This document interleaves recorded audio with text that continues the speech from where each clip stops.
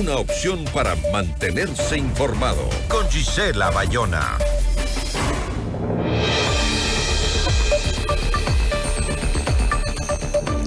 El problema de desabastecimiento de medicamentos y dispositivos persiste en la red pública de salud y empuja a los pacientes a utilizar insumos sin registro sanitario. ¿El desabastecimiento en la salud pública pone en riesgo a la ciudadanía? La entrevista a la carta, en diálogo directo con los protagonistas de los hechos. Nos acompaña Cristina Murgueitio, ella es directora de ACEDIM. Cristina, ¿cómo está? Muy buenas tardes. Buenas tardes, Gisela, muchas gracias por la invitación. Buenas tardes a quienes nos escuchan. Para nosotros es un gusto estar aquí. Cristina, entiendo que su asociación, la Asociación de Distribuidores e Importadores de Productos Médicos, han detectado varios problemas, sobre todo en la compra de insumos médicos tras los monitoreos que ustedes realizan a compras públicas. Entre ellos, que una gran parte de los proveedores que venden al sector público ni siquiera tienen permiso de funcionamiento, que es uno de los requisitos legales justamente para poder participar. El desabastecimiento de insumos médicos no se da por la falta de recursos, sino por la corrupción dentro del sistema de salud. Creemos que sí. Ahí es importante que la ciudadanía comprenda que estos dispositivos médicos son esenciales para poder diagnosticarte, tratarte o rehabilitarte. Es más, no podrías prescribir medicamentos si no tienes un buen examen de laboratorio o si es que el médico no tiene el bajalenguas para ver si es que tu garganta está afectada. Estos insumos son esenciales en el sistema de salud. El 99% de estos son importados y ese es un tema necesario que conozcamos porque un proceso de importación se tarda entre 30 a 45 días y un proceso de compra pública, de acuerdo a la ley, se tarda ese mismo periodo. Es decir, tú tendrías que hacer procesos para abastecerte tomando en cuenta por lo menos 2 meses, el primero del proceso administrativo y que el proveedor tiene que hacer la importación si es que no hubiera problemas específicamente en la importación. Ahí hemos detectado que precisamente no existe el control necesario por parte de las autoridades sobre a quién se están adjudicando. Y este es un tema que ya lo habíamos conversado contigo. Hemos venido haciendo denuncias desde el 2018 que casi el 50% de los proveedores no cumplían con la ley, no tienen permiso de funcionamiento, no tienen certificación. Y la pregunta que hacíamos es ¿qué están entregando? Estos productos requieren control sanitario, requieren un registro sanitario para ser comercializados en el país. Y hemos tenido casos de producto falsificado o objeto de contrabando entregado en unidades médicas públicas. La última data que tenemos es que 145 millones de dólares fueron adjudicados entre el 2020, 21 y 22 a proveedores que no cumplen con la ley. Además del perjuicio económico que acabas de mencionar, ¿también se pone en riesgo la vida de los ciudadanos? Por supuesto. Imagínate que uno de tus familiares o amigos vayan a una unidad médica pública y le atiendan con tirillas de uroanálisis falsas. El resultado no va a ser el real, no va a ser el correcto. Que te pongan o te den un glucómetro falso, que no te va a dar los rangos. Y ahí es precisamente donde insistimos a las autoridades y nuestra intención es precisamente apoyar técnicamente. Esta data se les ha entregado ya, entregamos a las autoridades para que se tomen los correctivos. Y los correctivos que tenemos que tomar, Gisela, no son reformas de ley, son decisiones técnicas y de gestión con la suficiente voluntad pública para hacer los cambios. Pero ¿cuáles son los mecanismos que se están utilizando justamente para las compras irregulares de estos insumos?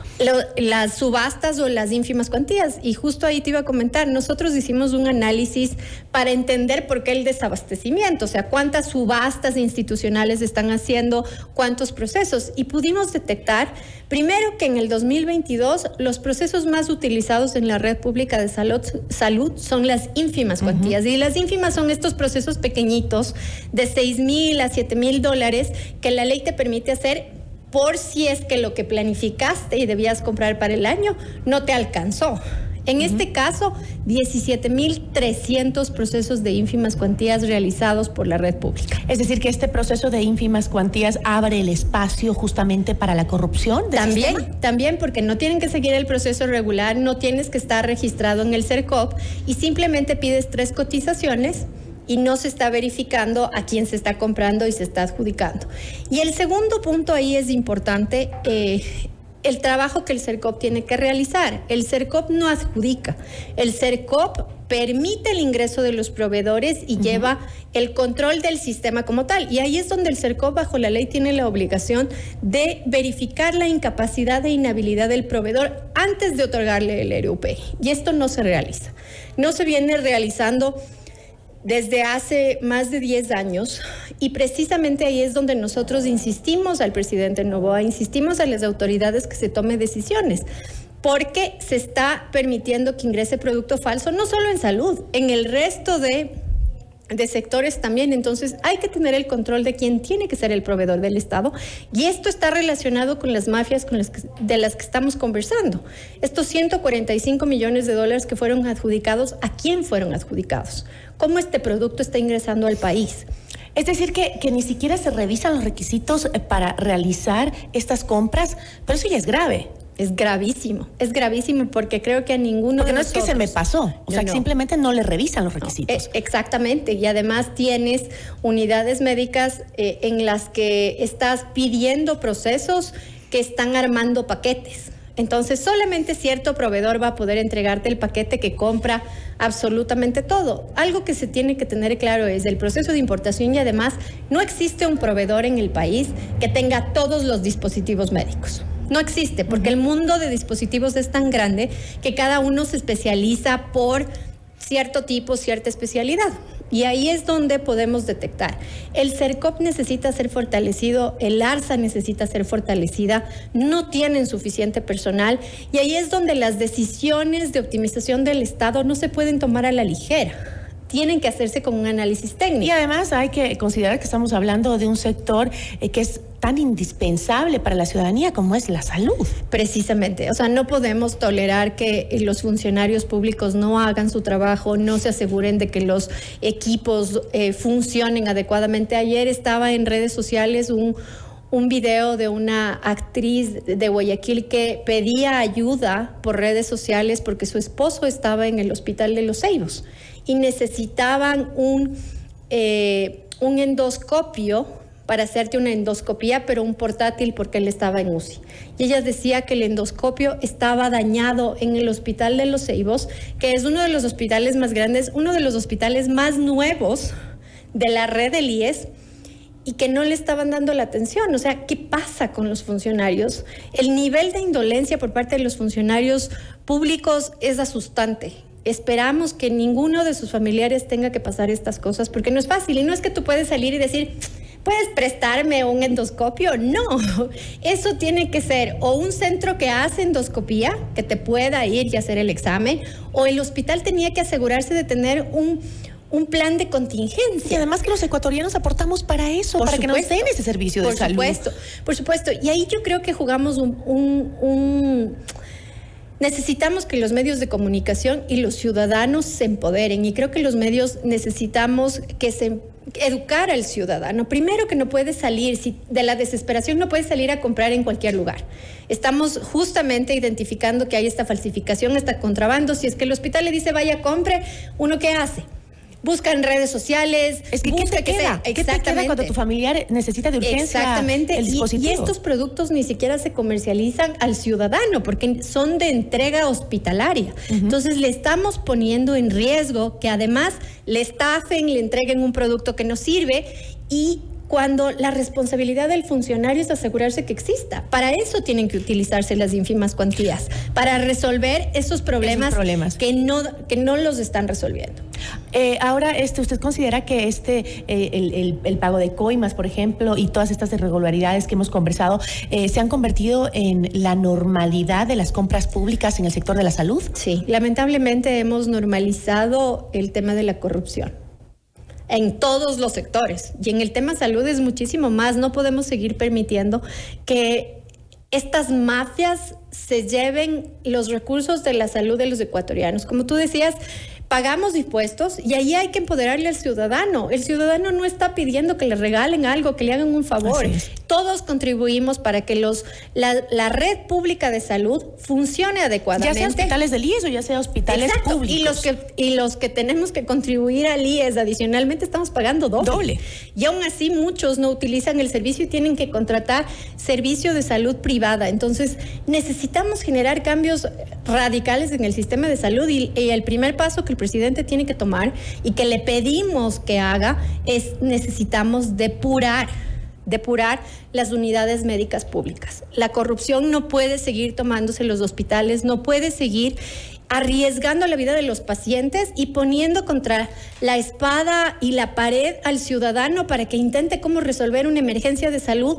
El ecuatoriano normal, común, el 80% de la población vive con salario básico.